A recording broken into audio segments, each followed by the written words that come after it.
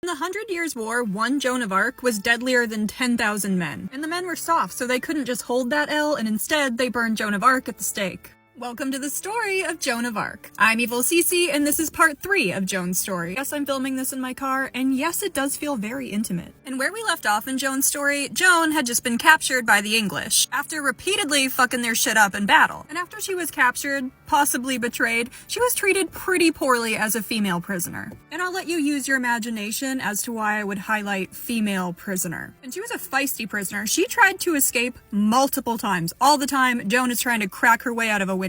So much so that she was eventually transferred from where she was being held, and they offered her for trade for a nobleman that the French had captured. But this whole Joan in captivity thing is super muddy, especially for the English, so they decide that they're actually not gonna hold Joan's trial, and they're gonna let the church do it to get the least amount of blood on their hands. And basically this entire trial is meant to produce one outcome: prove Joan of Arc is lying about being illuminated by God, and instead prove that she is an evil devil witch who used black magic and the devil's dick to crown Charles the King of France, which of course had the added benefit of reducing Charles' legitimacy as king if he was relying on devil dick magic to get crowned. And they would have a lengthy, bullshit, stupid trial, and everyone should be embarrassed of how ridiculous it was. They had like 15 trials where they interrogated her about the voices in her head, and of course the ultra-scandalous cross-dressing because she was wearing a suit of armor and got a haircut. And she had stated to them multiple times that the only reason she was in male clothing was for her own protection, as a woman and a soldier, because men in war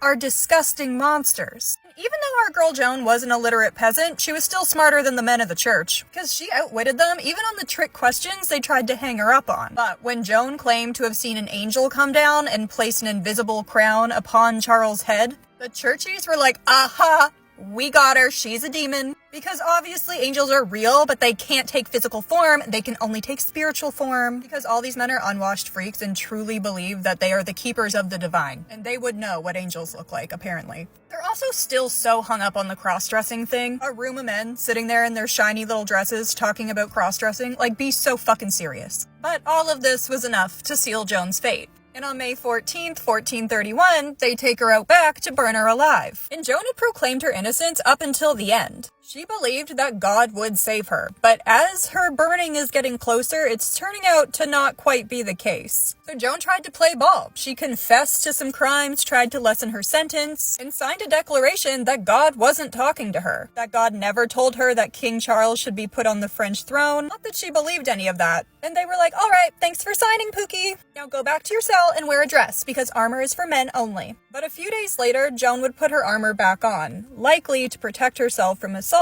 by her prison guards. Because unlike a little fabric dress, a suit of armor is pretty hard to get off. It's all tasseled together and attached. It's not the easiest thing to strip off a prisoner, if you're planning to attack them. But the dork-ass losers in charge of her trial saw Joan putting her suit of armor back on as her cross-dressing again and going back on her declaration. And Joan at this point is like, actually, I was talking to God, and God said that he's really fucking mad at you. And when he visited me, he told me I never should have signed your evil declaration, and he damned my soul to hell for trying to save my life. So now I'm internally remorseful for having ever met you. And after the church guys heard that they were the obvious problem, the freaks didn't like that and ordered for her to be executed again. And on May 30th, 1431, the 19-year-old Joan of Arc would be burned alive while screaming the name of Jesus Christ. They went on to burn her body multiple times and toss her in a river to prevent any of her supporters using her body parts or bones as a relic. King Charles would not lose his crown, however. He would go on to squash the civil war with the Burgundians, as well as majorly strip English authority from the French crown. So Joan lost the battle, but her team won the war, which would not have been possible without her. A couple decades after her death, the Pope would find her innocent in a retrial, and a few centuries after her death, she would be named a patron saint of France. And that's the story of Joan of Arc. So what do you think? Do you think she was talking to angels? Do you think she was illuminated by God? Or do you think she was just a remarkable teenage girl who was let down at every turn? And since this series is coming to an end, if you want to leave me any ideas for the next one, I'm all ears.